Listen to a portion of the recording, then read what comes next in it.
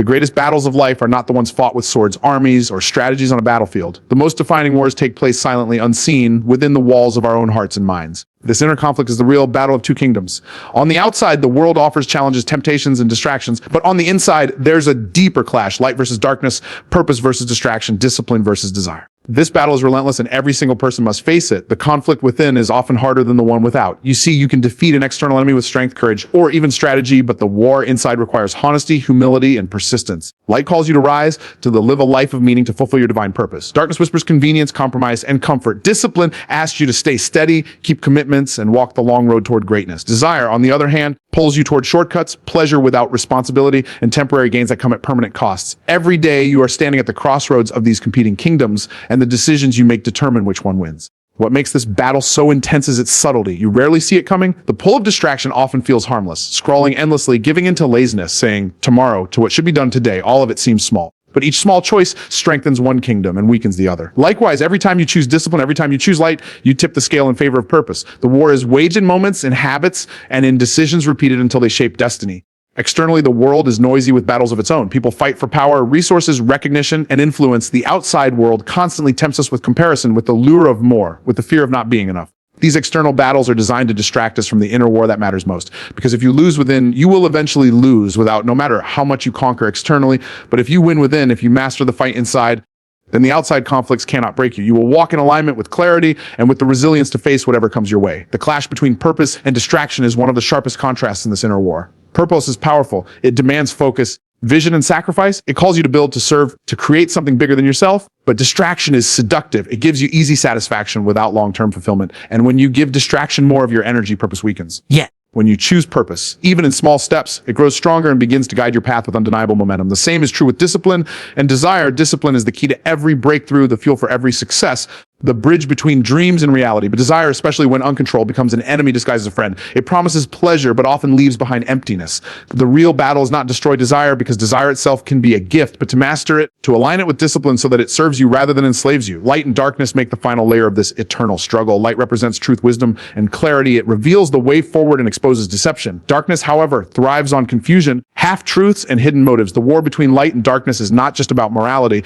it's about vision. When you walk in light, you see further, you think clearer, and you move with direction. When you allow darkness to rule, everything becomes clouded and progress turns into stagnation. This conflict is not meant to destroy you, but to shape you. Without resistance, there is no strength. Without tension, there is no growth. The very fact that you feel the pull of both sides means there is greatness inside you worth fighting for. The kingdom of light, purpose, and discipline is calling you, but it will not force itself upon you. You must choose it daily. The kingdom of distraction, desire, and darkness, however, will always offer the easy road, the tempter. Your destiny depends on which you choose more often. Victory in this battle is not won in one grand moment, but through consistent, faithful decisions. It is won when you choose purpose over distraction one day at a time. It is won when you align desire with discipline rather than letting it run wild. It is won when you let light guide you even when darkness seems easier. And as you win within, you find that the battles outside lose their grip, because a person who has conquered the inner war is unstoppable in the outer world. The battle of two kingdoms is always raging. The question is never if the war is real, it is. The question is, who will you let win today? Would you like me to expand this into a full 9-10-minute motivational speech format with pauses, rhetorical questions, and audience engagement cues like Myron Golden uses?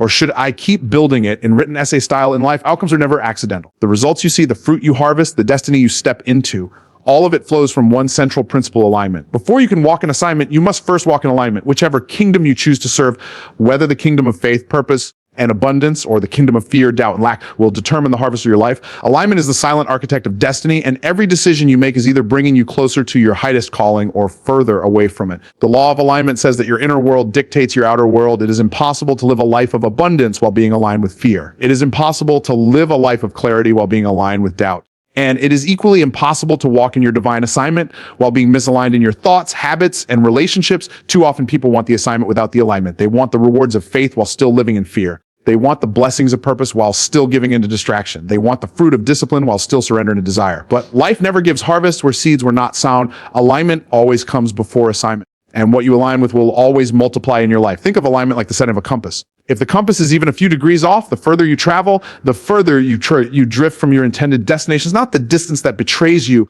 It's the direction. Many people wonder why, after years of effort, they're still not where they want to be. It's because they were misaligned at beginning. A misaligned vision produces a misaligned outcome, no matter how much effort you put in. The law of alignment teaches us that effort alone does not guarantee success. Alignment does. When you are aligned with the kingdom of purpose, even small steps move you powerfully forward. But when you are aligned with fear and doubt, even big steps take you in circles. Alignment is also about integrity, your words, your thoughts, and your actions moving in the same direction. When your thoughts are aligned with faith, your words will reflect possibility and your actions will reflect discipline.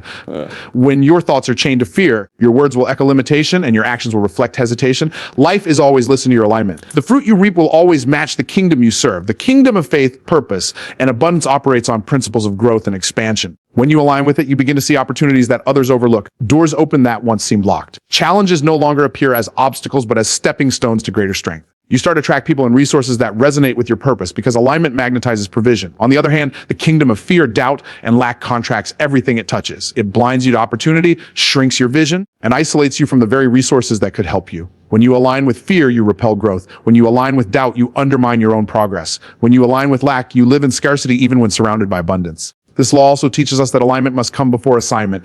Too often, people want to know their mission in life without first bringing themselves into order. They ask, what is my purpose? While their habits remain scattered, their mindset consumed by negativity, and their environment filled with influences that pull them away from growth. Assignment is not revealed to the misaligned because misalignment distorts perception. You cannot see clearly when your vision is clouded by fear or doubt. But when you align yourself, your mind with faith, your heart with purpose, your hands with discipline, the path of assignment begins to unfold naturally. Alignment sharpens vision, clarifies direction, and gives strength to endure the journey. One of the most powerful truths about the law of alignment is that you cannot serve two kingdoms at once. You cannot speak words of faith while secretly feeding doubt and expect results. You cannot proclaim purpose while choosing distraction and expect fulfillment. You cannot claim abundance while operating in lack and expect overflow. Life rewards the alignment of your deepest beliefs with your daily actions. Anything less creates inner conflict and outer frustration. When you align with the kingdom of light, faith, purpose, and abundance, you begin to live from a place of consistency. Consistency produces credibility. Credibility produces trust. And trust opens doors you could never force open yourself. Alignment doesn't just prepare you for the assignment, it proves you are ready to handle it. And once you are ready, nothing and no one can stop what was meant for you.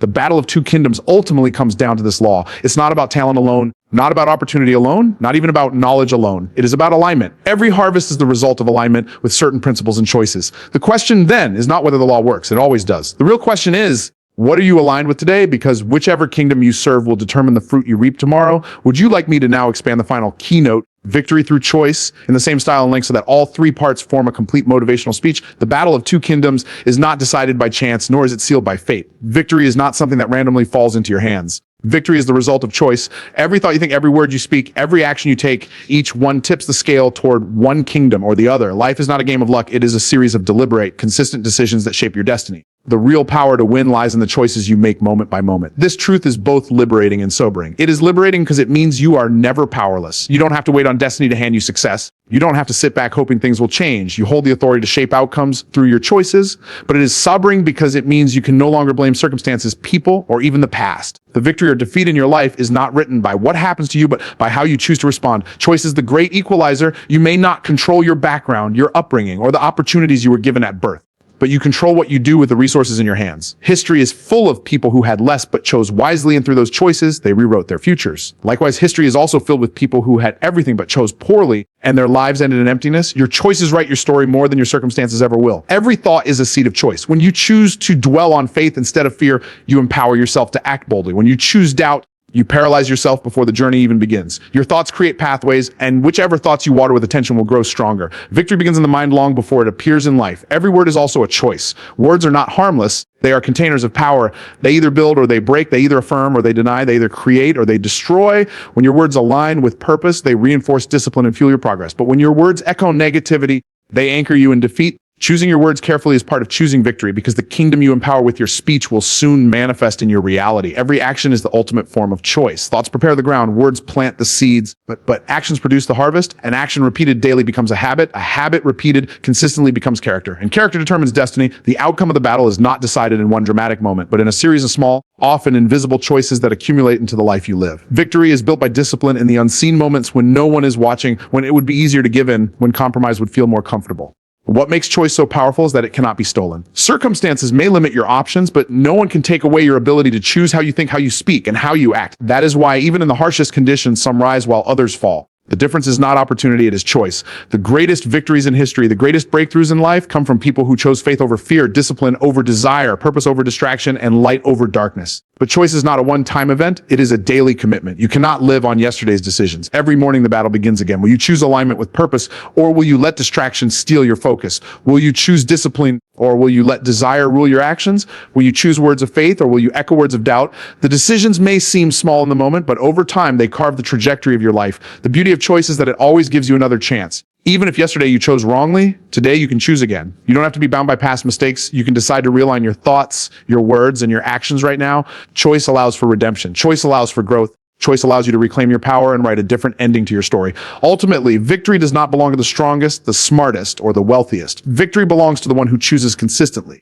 Victory belongs to the one who understands that destiny is not fate but decision. The battle of two kingdoms is real, but the outcome is in your hands. Every thought, every word, every action is a weapon you wield. And the question you must ask yourself is this: which kingdom will I strengthen today? Because the victory is already available. It simply awaits your choice.